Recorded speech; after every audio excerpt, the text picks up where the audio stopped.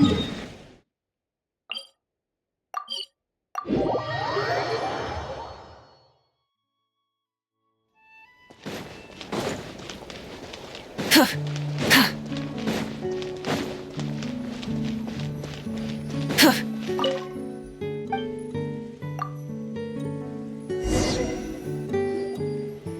traveler. Morning, Paimon.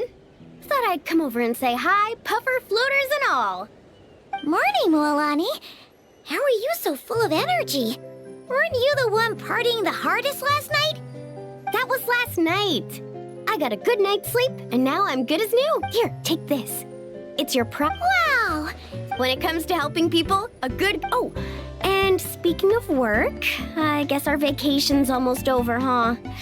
Probably for the best. If I don't head back soon, I'm worried my little doggy won't even remember me. And after talking to the others, it seems like everyone is just about ready to get back. Some are missing their families. Others are going through dandelion wine withdrawal, I guess. Even Chaska seems to be feeling it. Not that she'd ever admit it, but I have noticed her gazing back towards the Flower Feather clan at night. But summer's not over yet, so I say, we squeeze a few more unforgettable moments into the time we've got left. Like another group photo. Hey, how about taking one right here? After all this time, Paimon's grown kind of attached to this place. Great idea! Why don't you spruce up this wall, and I'll go gather the others. See you over at the plaza!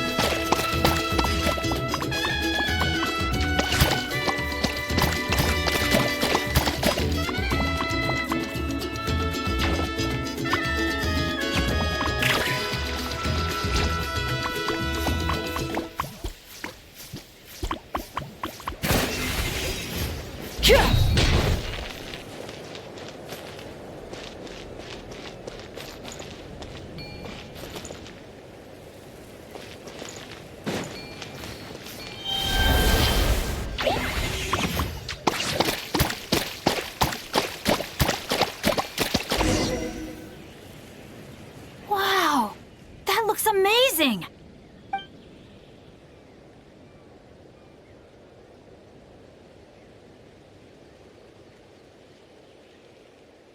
Guys, over here!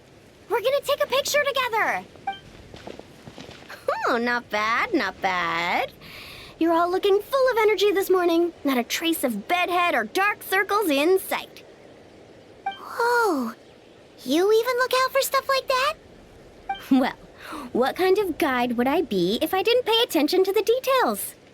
Yeah, and what kind of bard would I be if I didn't appreciate a good drink? What's that got to do with anything? Somehow, though, I know exactly what he means. Do you really think that? Or are you just playing along to keep tone-deaf Bard happy, too? I see no harm in a bit of nonsense. Here, put on this Asha headband. It's a souvenir from the rest of us.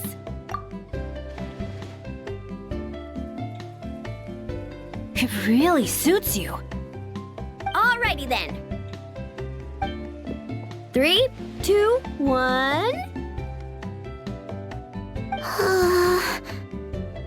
Paimon? Sorry. All that nonsense has got Paimon's head muddled. Her mind's gone completely blank. Don't want it all to end, huh? Are you worried once you say those words, the vacation will officially be over? How the... Paimon thought peacemakers couldn't read people's minds. Oh, Paimon. Don't worry, Paimon. Summer's sure to come again. Just like you said when you made that wish to the Pyro Archon. Even though we'll all be going our separate ways, as long as we cherish each other's friendship, I just know that our paths will cross again. Bennett's becoming quite the talker, huh, Professor Venti? Well, I wouldn't dare take credit for something like that. Your tone would suggest otherwise. Come on! Paimon was just starting to feel inspired! Why don't we just give it another try? Yeah, let's do it all together this time. Huh. What should we shout?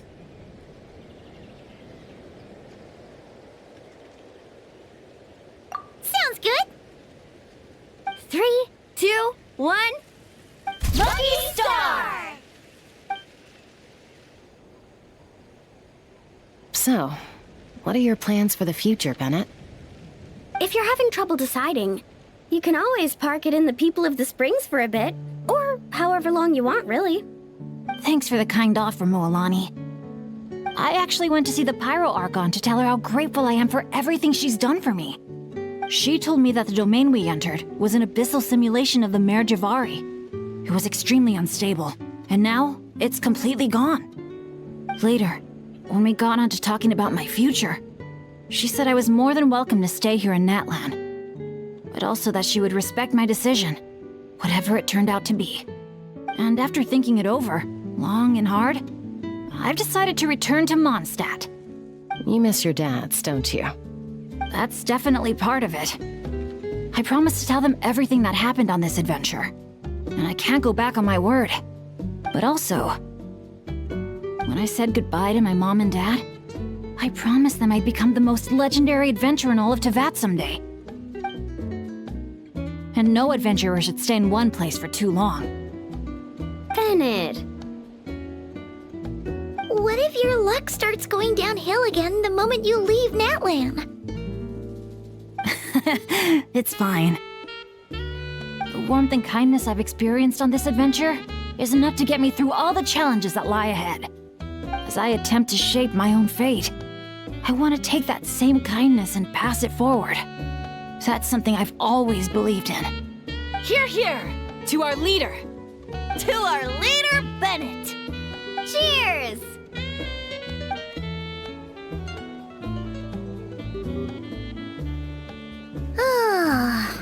This is gonna be another all-nighter, isn't it? The fun never stops. Who's up to perform next? Bennett's almost fallen asleep several times now. No. I can still keep going. Go get some rest now, guys. And seeing as you've still got the energy, I'll leave the cleanup to you, Mualani. Huh? Why me? Traveler, perhaps you could join me for a walk? I know a great spot.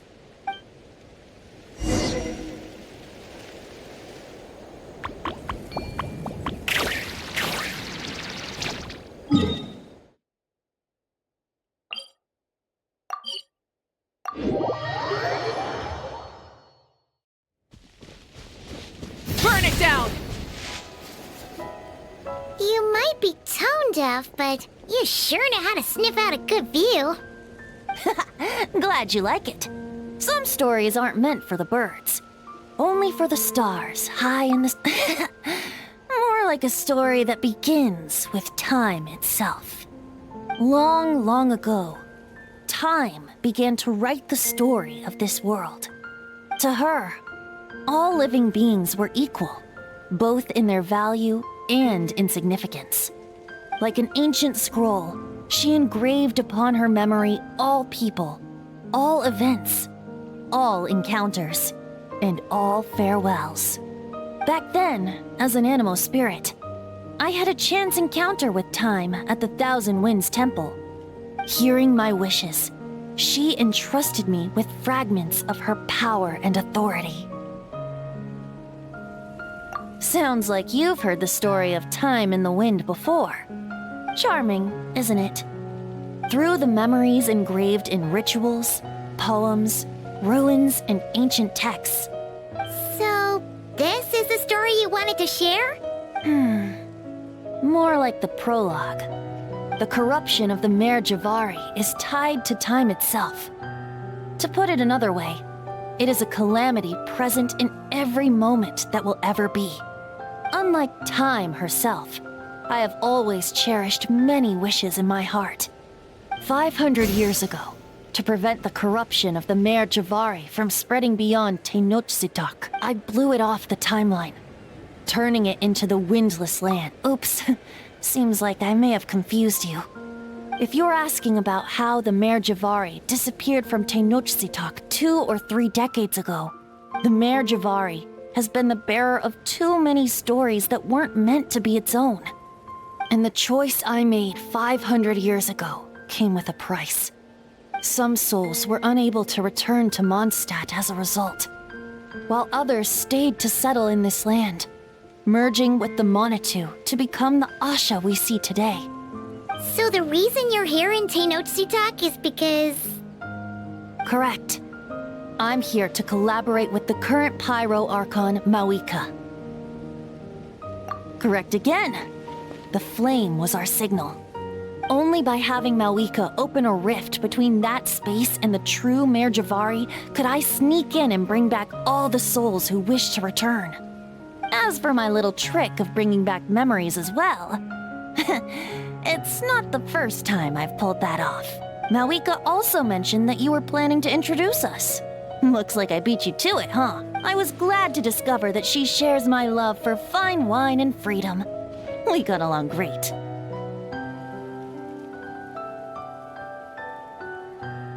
Well, it really took it out of me for a few days.